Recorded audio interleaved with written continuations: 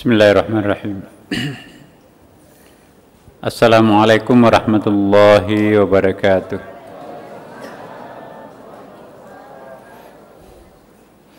Alhamdulillah, thumma alhamdulillah, wa syukurillah, wa salatu wassalamu ala rasulillah wa ala alihi wa ashabihi wa man tabi'ahu ila yaumiddin, amma ba'd. Ibu-ibu dan bapak sekalian dirahmati, dicintai Allah Subhanahu wa taala. Kita sangat bersyukur kehadirat Allah pada malam Jumat ini karena rangkaian ibadah demi ibadah yang kita lakukan mulai dari tadi sore tadarrusan, salat berjamaah, buka bersama, memberi buka puasa, dan sampai sekarang ini kita melanjutkan pengajian dan juga nanti akan ditutup dengan salat isya berjamaah. Kita mohon kepada Allah agar semua ibadah kita ini diterima dan diberikan pahala yang berlipat ganda, sehingga nanti insya Allah kita berada di dalam pengampunannya, belayan kasih sayangnya, dan di akhirat nanti tetap akan dipersaudarakan kita semuanya. Ibu bapak sekalian, marilah kita berdoa kepadanya agar semoga pertemuan kita pada malam ini senantiasa mendapatkan berkah untuk kita semuanya. Ala hadhihi niyyah al-Fatihah. A'udzubillahi minasyaitonir rajim. Bismillahirrahmanirrahim. Maliki yaumiddin.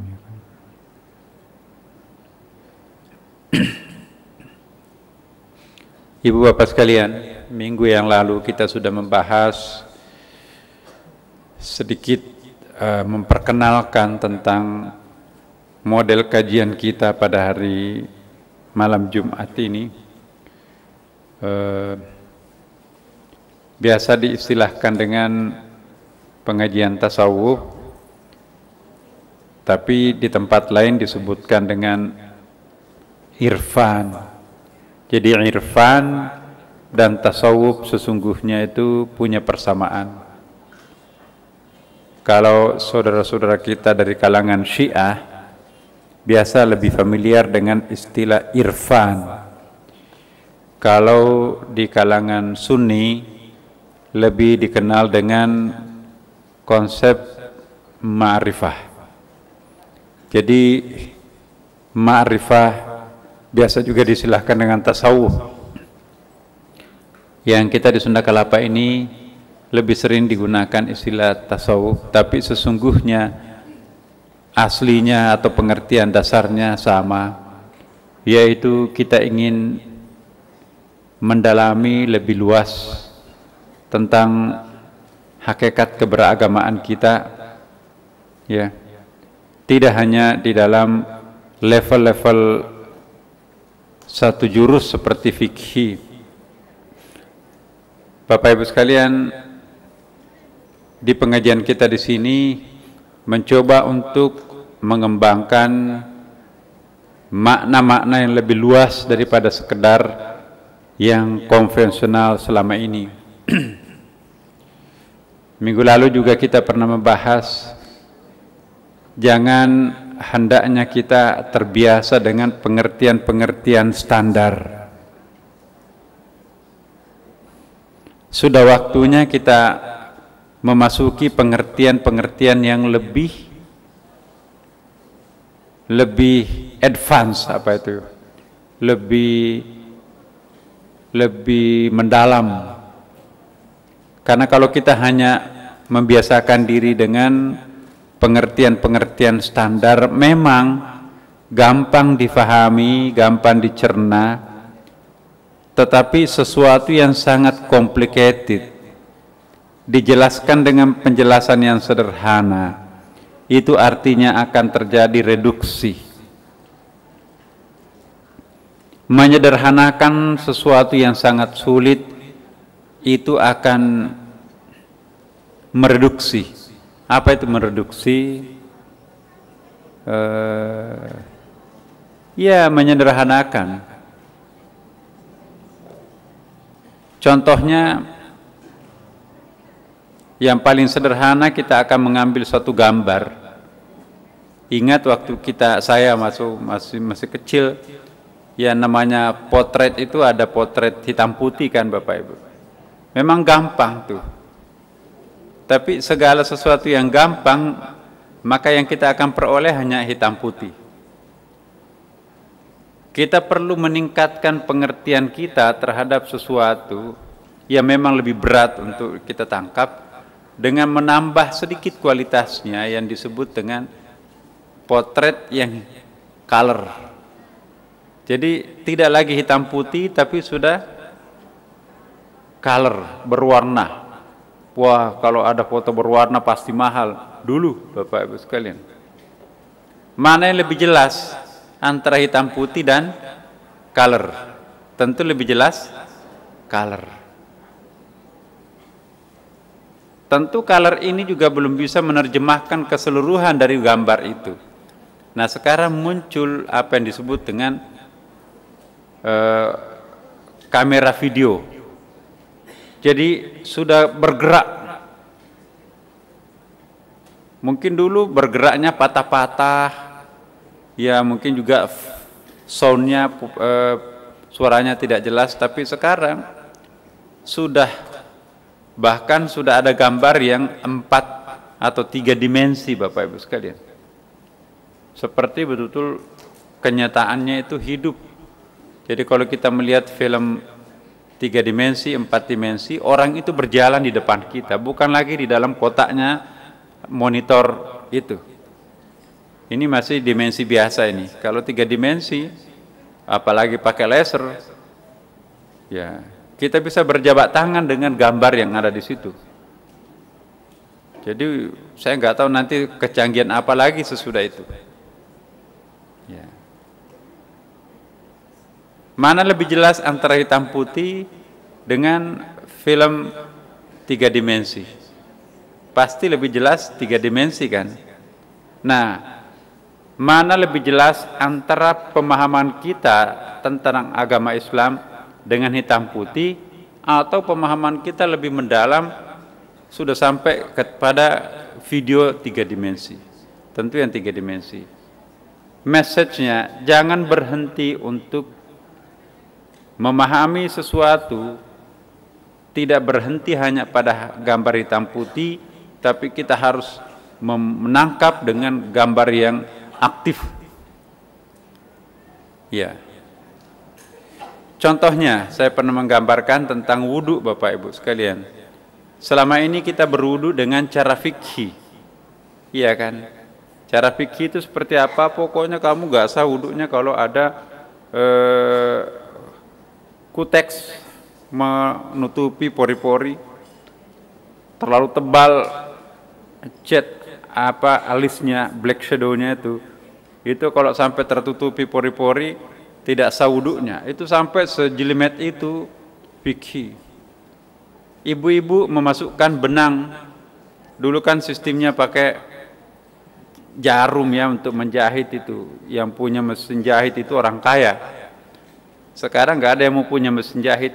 Kenapa? Karena ada tukang jahit yang lebih murah. Nah, masih ingat kalau mau menjahit pakaian pakai jarum itu, biasanya ibu-ibu, bukan saja ibu-ibu, bapak-bapak juga kan, apa itu? Menjilat ujungnya supaya runcing kan. Nah, kalau itu benangnya benang merah Bapak Ibu, benang merah itu dan luntur, maka itu fikih menjelaskan membatalkan wudhu. Tapi kalau benang putih, menurut ulama fikih tidak membatalkan wudhu. Ya, padahal di benang putih itu juga mungkin ada zat kimianya yang ya tidak kelihatan. Saya nggak tahu. Di dalam kitab Fathul Mu'in, kitab wajibnya pondok pesantren, itu ada pembahasan seperti itu, sangat detail. Tapi sedetail-detailnya kalau hanya satu window seperti itu, yang kita hanya menangkap satu dimensi, Bapak Ibu. Nah, di dalam pengajian kita di sini, kita juga akan mengintip dari warna lain, dari visi lain, dimensi lain. Oh, itu wudhunya ulama fikih seperti itu. Nah, wudhunya neurologi pernah kita jelaskan. Semua organ tubuh yang dibasuh pada waktu berwudhu ialah pusat saraf ternyata. Seperti yang pernah saya jelaskan, Profesor Ehrenfels dari Jerman, muka, tangan, kaki itu 3 tempat dalam tubuh kita itu berkumpulnya saraf-saraf yang sensitif sangat intensif. Maka itu kalau dibasuhi dengan air segar, itu akan kesadaran puncak kita itu akan pulih kembali. Subhanallah. Bahkan direkomendasikan mestinya wudhu itu bukan hanya miliknya umat Islam, tapi milik umat manusia semuanya. Akhirnya Ehrenfels masuk Islam, berubah nama menjadi Omar Baron Ehrenfels. Ya, dia neurolog, psikolog. Nah, ulama tasawuf, ya, ahli tariqah, lain lagi.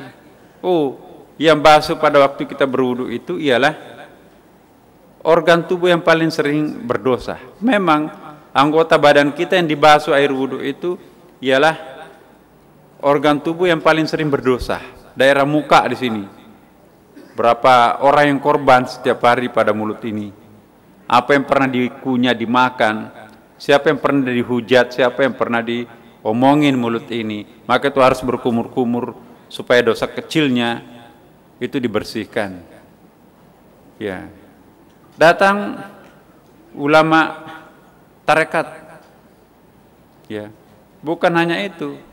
Sesungguhnya yang perlu dibasuh di dalam berwudu itu daerah muka ini, ya, antara lain bukan mukanya, bukan kepalanya, tapi isi kepalanya itu yang harus dibersihkan itu. Pikiran yang bengkok-bengkok itu, pikiran-pikiran kotor-kotor itu pun juga harus dijangkau oleh air wudu itu sendiri. Makanya itu selain muka juga bagian kepala. Itu simbolisasi membersihkan isi kepala yang suka macam-macam ini. Seringkali kita melakukan dosa, maksiat itu karena pikiran ini di dalam kepala ini yang rusak. Nah, maka itu sentuhlah air wudu, diharapkan air wudu itu bisa menyedot itu. Ada lagi lapis yang paling luar, yang paling dalam sekali Bapak Ibu sekalian, wudunya ahli hakikat.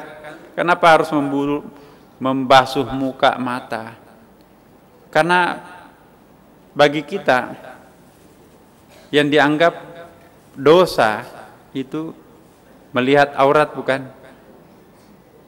Ya, apa itu aurat kita semua sudah tahu. Itu ulama fikih dan sedikit tasawuf. Tapi ulama hakikat, Ibu Bapak, menyaksikan apa yang dilihat mata ini, menyaksikan yang bukan Tuhan, misalnya melihat mic seolah-olah bukan melihat Tuhan, melihat pohon seperti yang pohonnya menonjol, itu berdosa. Kalau matanya melihat sesuatu yang bukan Tuhan, maka itu harus dibersihkan mata itu. Karena menurut keyakinan ahli hakikat, semua yang ada di sini ini, itu sesungguhnya adalah Tuhan. Maka kalau melihat pohon, melihat orang, berarti masih bukan dia. Ada yang lain dilihat selain dia. Maka itu berdosa matanya. Wudu itu tingkatannya dahsyat. Berlapis-lapis itu Bapak Ibu sekalian. Nah, di sini kita coba untuk mendalami. Kita dengarkan suara azan dulu. Malam Jumat ini berkah untuk kita mendalami ilmu-ilmu ma'rifah.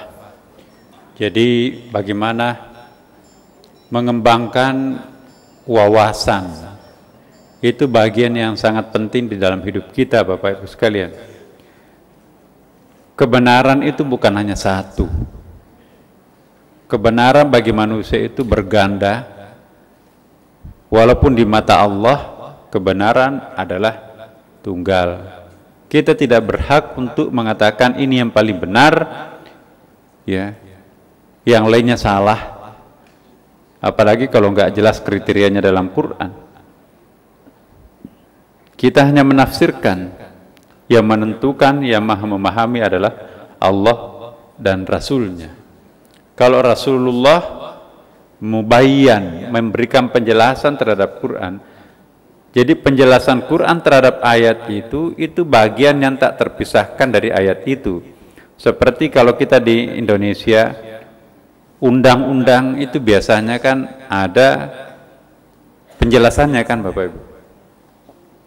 Penjelasan undang-undang itu, ini menurut para ahli hukum ini, yang sarjana hukum tahu ini, atau yang tahu tentang hukum lah. Undang-undang itu biasanya ada yang nggak jelas, atau mungkin sudah jelas tapi perlu muqayyad. Apa itu muqayyad? Stressing point, ya, ada penjelasan khusus. Itu disebut dengan penjelasan undang-undang. Nah, dalam diktum batang tubuh undang-undang itu seringkali dijelaskan penjelasan undang-undang ini merupakan bagian yang tak terpisahkan daripada undang-undang itu sendiri. Kira-kira begitu ya Bapak sekalian, saya tidak terlalu paham. Jadi kalau undang-undangnya nggak disebutkan, tetapi di situ penjelasannya ada penyebutan, maka penyebutan itu lebih utama kita pegang ketimbang kepres pada keputusan menteri. Ya, itu lebih tinggi kedudukannya. Nah, Al-Quran itu adalah batang tubuhnya, sedangkan hadis Nabi itu penjelasan daripada batang tubuh itu sendiri. Jadi merupakan hal yang tak terpisahkan dengan Al-Quran itu sendiri. Kenapa? Karena Nabi Muhammad itu sebagai mubayyin, pemberi penjelasan. Nah, kalau ulama itu penafsir, mufassir Al-Quran, bukan mubayyin. Mufassir Al-Quran pemberi penafsiran. Nah, siapa saja bisa memberikan penafsiran terhadap Al-Quran. Ini ada bagi dua lagi, ada mufassir, ada mufahhim. Kalau mufassir itu memenuhi persyaratan kriteria seorang mufassir. Tahu bahasa Arab, tahu asbabun nuzul, tahu hadis, tahu historical background, kemudian tahu semantik, tahu munasabah, tahu i'rab, tahu maqasidus syariah dan seterusnya. Baru bisa disebut sebagai mufassir. Kalau tidak tahu, hanya sedikit tahu, maka itu hanya bisa disebut sebagai mufahhim, pemaham terhadap Al-Quran, bukan penafsir. Kekuatan penafsiran lebih kuat ketimbang pemahaman. Mufassirlah yang berhak menafsirkan Quran, tapi kita orang awam seperti ini hanya berhak untuk memahami Al-Quran. Mufassir dalam penafsirannya itu bisa jadi lebih mengikat pengertian yang ditetapkannya kepada umat ketimbang mufahhim yang hanya konsumsi individual, paling tidak konsumsi keluarga. Nah, kalau mufassir konsumsi publik. Jadi kira-kira urutannya seperti itu Bapak Ibu sekalian. Nah, di dalam pengajian kita di sini berusaha untuk memberikan wawasan bahwa urutan-urutan, tingkatan-tingkatan pemaknaan sebuah pengertian atau ayat, hadis dan seterusnya bertingkat-tingkat. Dengan demikian Bapak Ibu sekalian, ya, kita nanti satu saat sulit menyalahkan orang lain dengan begitu gampang. Iya kan? Semakin dalam dan luas pengertian ilmu pengetahuan seseorang, maka semakin gampang menyalahkan. Tapi kalau ada orang yang begitu gampang menyalahkan orang lain, itu sebetulnya menandakan dirinya bahwa dia itu masih harus belajar. Ya, coba lihat Bapak Ibu. Di tengah-tengah kita ada orang yang gampang sekali menyalahkan orang lain. Itu pertanda belum meluas wawasannya. Dia hanya bisa melihat satu model kacamata, padahal kacamata itu banyak ukurannya. Nah, di dalam pengajian kita di sini seperti etalase. Etalase itu apa? Memamerkan. Ini loh hasil potretan-potretan kita tentang sebuah ayat. Terserah mau pilih yang mana. Tidak bisa kita salahkan orang kalau ada orang yang membeli tas yang warna ini, model ini, yang ada lain enggak, saya enggak suka itu, tapi saya mau ini. Jadi itu pilihan-pilihan etalase ini tuh banyak. Tidak bisa kita saling menyalahkan, itu salah, itu jelek, itu ya maunya orang, ini kesukaannya. Yang penting semua etalase itu legal. Nah, ini dia. Dalam Al-Quran itu kan ada ayat sebetulnya bisa difahami seperti begini. La tadkhulu min babin wahidah wa dakhulu min abwabin mutafarriqah. Jangan masuk dalam suatu pintu tunggal, tapi masuklah melalui pintu yang berbeda-beda. Ini luar biasa ayat ini. Ini menunjukkan bahwa bukan cuma satu-satunya pintu menuju surga. Banyak pintu menuju surga. Ini kata Allah. La tadkhulu min babin wahida. Jangan masuk hanya satu-satunya pintu. Tapi masuklah melalui pintu yang berbeda-beda. Masjid ini ada pintu depan, samping kanan, samping kiri, bahkan pintu depan. Semua masuk ke dalam masjid. Tidak bisa, oh itu enggak, itu pintu sesat. Buktinya kita lebih cepat. Wah itu salah, masa pintu sempit itu. Walaupun pintunya sempit, tapi lebih cepat masuk di kamar imam misalnya. Jadi jangan memandang enteng pintu kecil, biasanya itu aksesnya langsung ke mihrab. Jangan bangga dengan pintu besar di depan. Ya, itu menembus saf paling belakang. Nah, ini ilustrasi kehidupan kita. Tetapi semua itu masuk ke masjid. Kita mau ke Blok M, jalannya banyak. Tidak bisa saling menyalahkan, kamu jalannya sesat, aku yang benar. Buktinya, kamu duluan nyampe dari saya. Padahal mereka sudah terlanjur menyesatkan orang lain. Makanya itu, jamaah Sunda Kelapa, kita berharap seperti ini. Sepertinya saya ingin mengatakan, insya Allah seluruh jamaah Sunda Kelapa tidak gampang lagi menyalahkan, apalagi menyesatkan orang lain. Kenapa? Sudah tahu banyak. Orang yang tahu banyak tidak akan gampang menyalahkan orang. Tapi kalau hanya tahu sedikit, itu yang gampang menyalahkan orang lain. Ya kan Bapak Ibu.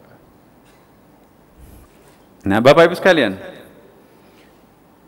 jadi yang pertama memperluas cakupan pengertian-pengertian, mendefinisikan sesuatu secara rigid ya, bukan lagi secara sederhana, secara standar.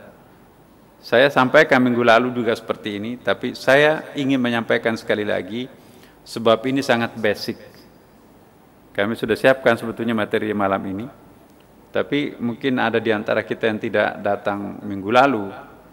Sedapat mungkin hal ini dicamkan dalam hati kita, bahwa kita memang masih terus harus belajar Bapak.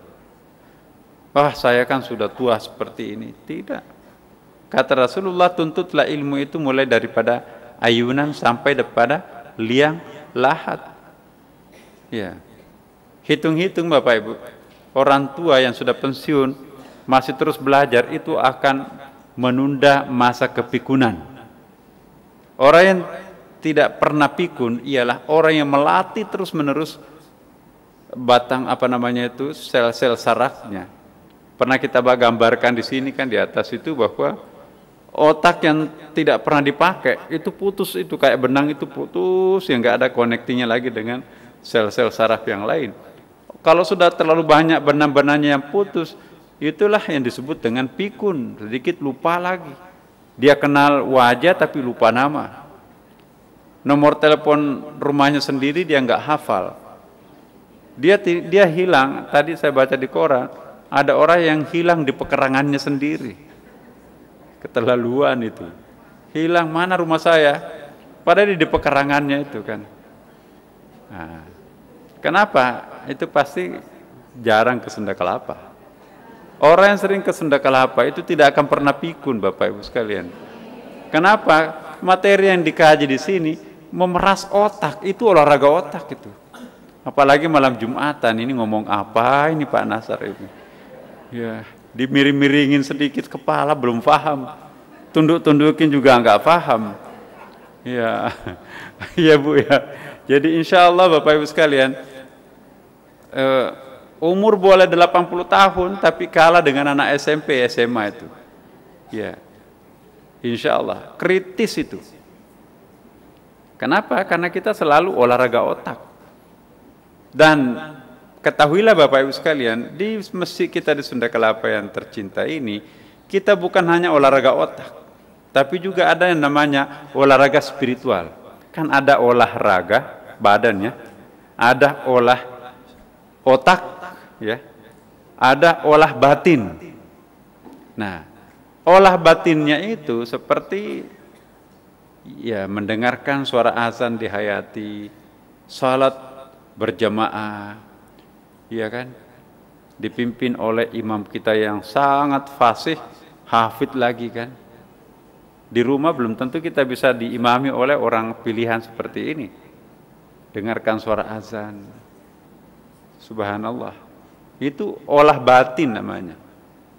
Dapat lagi ilmu yang tentang ma'rifah itu batin banget itu. Pernah kita bahas, justru jalur ma'rifah itu jalur paling cepat untuk sampai ke atas. Nah, ingat, ada 3 jalur kan Bapak Ibu? Ada jalur ma'rifah, ada jalur karya, dan ada jalur praktisi ibadah, practicing.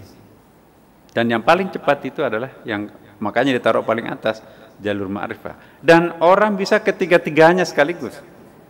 Dia sudah ngerti ma'rifah, dia juga ahli karya, dia karyanya banyak, partisipasi ibadah sosialnya banyak, dan yang ketiga, dia juga praktisi sholat.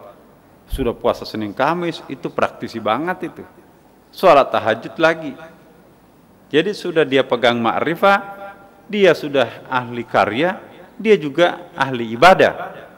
Siapa yang akan masuk surga kalau bukan dia? Nah Bapak Ibu sekalian, ini rahmat. 1 poin saja kita pegang, itu tiket untuk masuk surga. Apalagi kalau pegang 3-tiganya. Jangan khawatir, siapa yang akan diampuni Tuhan kalau bukan yang bersangkutan. Makanya itu Bapak Ibu sekalian, semoga Allah Subhanahu wa taala betul-betul memberikan berkahnya untuk kita semuanya. Ya. Lalu 1 poin lagi, pernah saya singgung, culture barrier itu kan. Jadi kita bisa ngerti budaya kita. Dengan berkumpulnya beragam budaya di sini, maka kita akan saling mengerti. Oh, saya tidak boleh melakukan ini karena secara budaya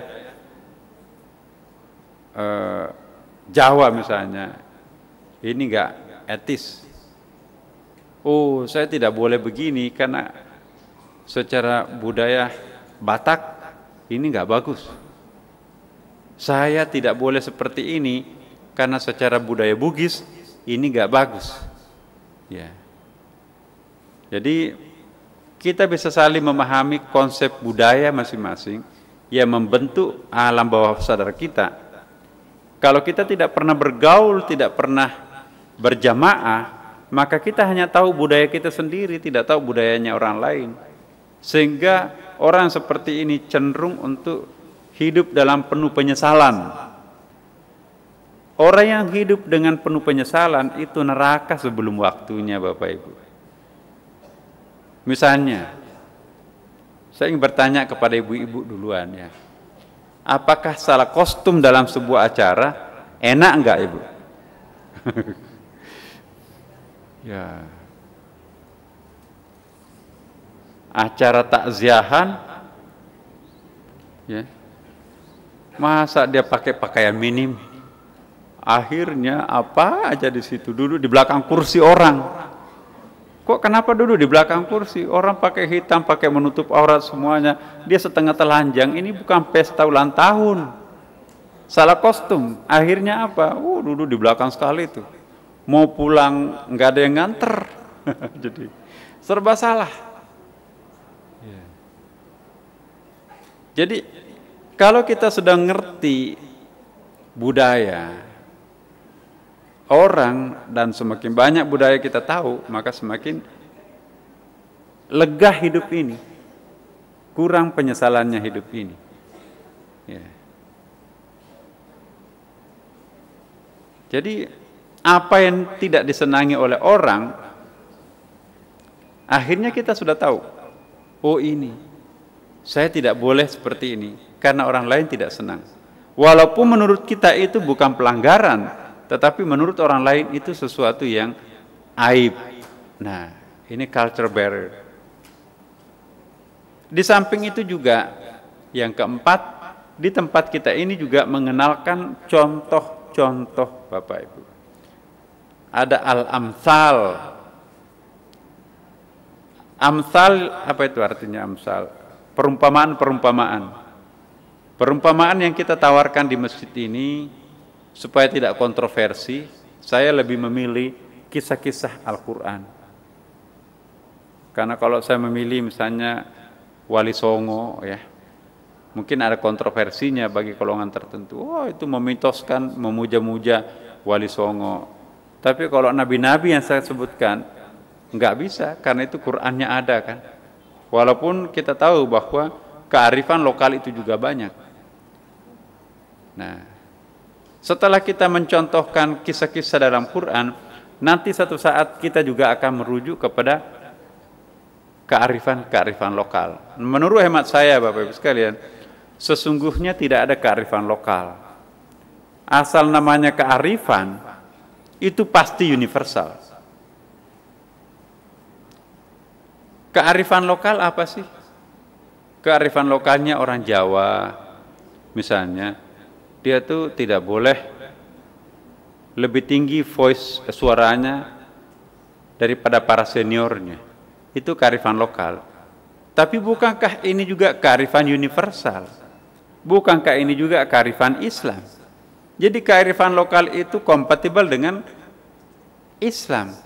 Makanya itu Islam itu gampang menyebar. Kenapa? Karena dia bisa simetris dengan kearifan lokal. Mau menyebut lokalnya lokal paling kecil sekalipun, asal itu sesuai dengan hati nurani, itu pasti sesuai dengan Islam. Enaknya Islam di situ itu. Tidak mengenal warga negara, etnik, apapun. Yang penting kalau orang serasi dengan nuraninya, itu gampang dekat dengan Islam. Ya, seperti Jepang misalnya. Ya, kegiatan pengislaman di Jepang luar biasa dahsyatnya. Jadi setiap hari ada aja tuh. Ditanya pemerintahnya, kok kenapa pemerintah tidak mengambil sikap terhadap Islam seperti Perancis misalnya? Wah, setiap hari, hampir setiap hari lahir regulasi yang membatasi gerak-gerak Islam. Tapi di Jepang tidak. Alasannya apa? Kami tidak perlu memproteksi Islam di Jepang. Kenapa? Karena ajaran dasar Islam sesungguhnya sejalan dengan ajaran dasar kami. Islam itu aneh loh Bapak Ibu. Semakin dihalangi, semakin merasuk. Ini. Semakin diproteksi, semakin gencer. Jadi tidak usah memproteksi Islam. Itu pasti tidak akan ada gunanya. Coba kita lihat di dalam sejarah. Sejarah perang salib itu Bapak Ibu. Itu apa artinya perang salib? Itu agar Islam tidak masuk menyeberang ke Eropa. Bahaya kalau Islam masuk ke Eropa. Justru penyeberangan Islam paling dahsyat itu di dalam era perang salib 250 tahun itu. Ya tidak usah jauh-jauh masa lampau. Zaman teroris, orang seharusnya membenci Islam. Orang seharusnya menjauhi Islam, terutama Amerika yang pernah dibombastir itu kan. Mestinya semua orang Amerika itu usir agama Islam itu. Masa negara kita sampai menurut informasi yang saya peroleh Bapak Ibu sekalian, itu Twin Tower itu, gedung kembar itu, 20% orang pintarnya Amerika di situ. Ahli ekonomi Amerika 20% total ada di situ mati seketika. Dan diperlukan waktu 50 tahun untuk mencetak sarjana ekonomi yang sekaliber itu yang mati pada saat itu. Apa yang terjadi? Memang ada yang memproteksi Islam, tapi yang terjadi sekarang ini adalah kebalikannya. Orang-orang Amerika dengan penuh kesadaran, ramai-ramai sampai Hillary Clinton mengatakan Islam tak terbendung di Amerika. Agama yang paling cepat berkembang di Eropa, di Amerika adalah agama Islam. Justru dalam era pencitraan Islam itu dinegatifkan oleh media. Hati-hati terhadap Islam, semakin dibenci semakin merasuk. Nah, ini buktinya, idza jaa nasrullahi wal fath wa ra'aitan nasa yadkhuluna fi dinillahi afwaja. Kalau orang ngerti bahasa Arab, Allah menggunakan idza di situ. Bukan menggunakan in, bukan menggunakan law. Dalam bahasa Arab itu beda itu, tapi diterjemahkannya sama, jika. Kalau idza 99% pasti terjadi. Kalau law 99% nggak bakalan terjadi, itu mustahil. Kalau in 50-50% terjadi atau tidak terjadinya. Nah, mari kita lihat surah Al-Fatah. Ya, idza jaa nasrullah wal fath. Itu diawali dengan kalimat atau kata idza. Idza jaa nasrullah wal fath. Ya. Jika pertolongan Tuhan telah datang. Ya, dua kata di situ. Idza jaa. Itu jaa itu fi'il madhi, menggambarkan peristiwa masa lampau. Tensisnya past tense. Jadi kok bisa bentuk past tense menggambarkan peristiwa yang akan terjadi? Itu menunjukkan pasti akan terjadi apa yang dilukiskan itu. Jadi dua kata di situ, pertama menggunakan idza, 99,9% pasti terjadi. Yang kedua, menggambarkan peristiwa yang akan datang dengan menggunakan tenses past tense, fi'il madhi. Itu aksioma mengatakan itu kepastian di situ. Jadi begitu ayat ini turun, Umar itu terkekeh-kekeh dan sahabat lain bergembira. Kenapa bergembira? Ayat ini menggunakan idza, pasti Islam itu nanti akan datang, akan membeludak. Ya, kan di situ afwaja, bergelombang-gelombang lah itu. Idza jaa nasrullahi wal fath wa ra'aitan nasa yadkhuluna fi dinillahi afwaja. Jika pertolongan Allah telah datang, ya, wa ra'aitan nasa, kalian nanti akan melihat orang-orang itu yadkhuluna, itu jamak itu, masuk ke dalam Islam, afwajan, bergelombang-gelombang, berkeloter-keloter, bersaf-saf. Kemudian setelah itu fasabbih bihamdi rabbik, memuji nama Tuhan, wastaghfir, dan memohon ampun kepada Allah. Dan Allah pun juga nanti akan tampil di situ sebagai Tuhan yang Maha Penerima Taubat. Gembira para sahabat pada waktu itu. Umar tidak bisa menahan kegembiraannya sampai ketawanya terkekeh-kekeh. Tapi Abu Bakar nangis sendirian pada ayat ini turun. Ditegur, "Hai Abu Bakar, kok kenapa sendirian menangis? Kami semua bergembira dengan turunnya ayat ini. Apakah Anda tidak sadar, ya, susahnya orang masuk Islam di sini, susahnya mengembangkan Islam, kita diusir-usir, tiba-tiba ada janji Tuhan menggunakan huruf idza di sini. Jadi akan datang Islam itu tak terbendung, tidak akan bisa siapapun kekuatan membendungnya. Itu prediksi Allah, bukan prediksi lagi rencana Allah, kan? Kata Abu Bakar, tapi itu artinya Nabi sudah selesai tugas. Kalau sudah selesai tugasnya berarti sebentar lagi akan meninggalkan kita. Saya sedih karena Nabi akan meninggalkan kita. Abu Bakar dan seluruh sahabat yang hadir pada pertemuan itu terdiam seketika melalui omongan orang yang bukan sembarang orang, Abu Bakar ini. Umar konfirmasi kepada Nabi, "Ya Rasulullah, apa benar enggak apa yang dikatakan apa yang dikatakan Abu Bakar itu?" Nabi ngangguk. Ya.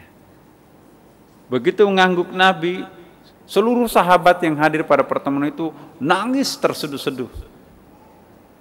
Dan memang surah inilah yang paling terakhir turun. Dan Rasulullah, inna lillahi wa inna ilaihi raji'un. Nah, jadi Bapak Ibu sekalian, kita sangat bersyukur ya. Semoga Allah menjemput kita dalam suasana bukan saja hati kita sangat lapang, tapi pikiran kita juga sangat luas. Begitu lapangnya dada kita, maka mampu menampung seluruh kritikan, ocehan orang, fitnahan orang terhadap diri kita tanpa terasa. Seperti laut tidak pernah dikotori lagi oleh kotorannya sungai. Jika hati sudah menjadi seperti samudra, sekotor apapun sungai Ciliwung tidak akan memberi warna samudra. Nah, tapi kalau hati kita seperti gelas, setetes tinta pemilu, sesendok kopi ini akan menjadi hitam. Nah, kalau kita sudah menyamudra hatinya, tidak akan pernah apapun ada yang bisa mengotorinya. Nah, makanya itu dada perlu diperlebar, diperbesar. Pikiran perlu diperluas. Kalau pikiran sudah luas, jiwa semakin lebar, orang itu tidak akan pernah tersinggung.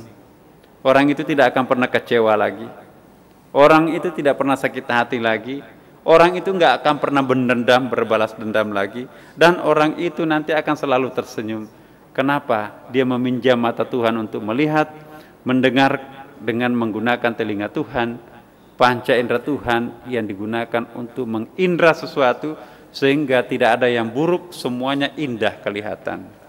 Semuanya indah kedengaran dan semuanya enak terasa.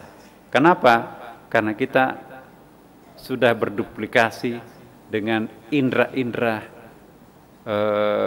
divine sensorial, apa itu? Divine sensorial, panca indera ketuhanan gitu, divine.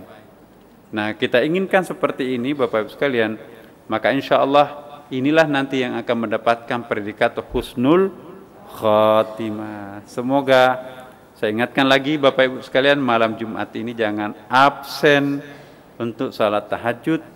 Kalau perlu lebih awal bangunnya supaya ada waktu untuk berzikir sebelum waktu subuh masuk.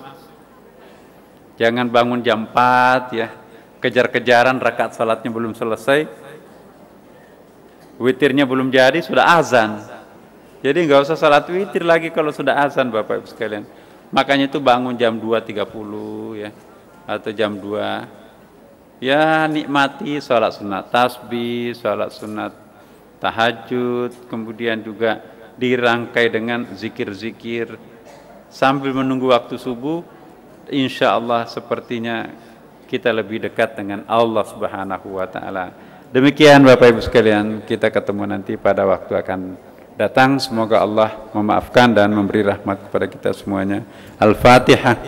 A'udzubillahi minasyaitonirrajim. Bismillahirrahmanirrahim. Alhamdulillahirabbil alamin arrahmanir rahim maliki yaumiddin. Iyyaka na'budu wa iyyaka nasta'in. Ihdinas siratal mustaqim, siratal ladzina an'amta 'alaihim ghairil maghdubi 'alaihim waladdallin. Demikian Bapak Ibu sekalian, wassalamualaikum warahmatullahi wabarakatuh.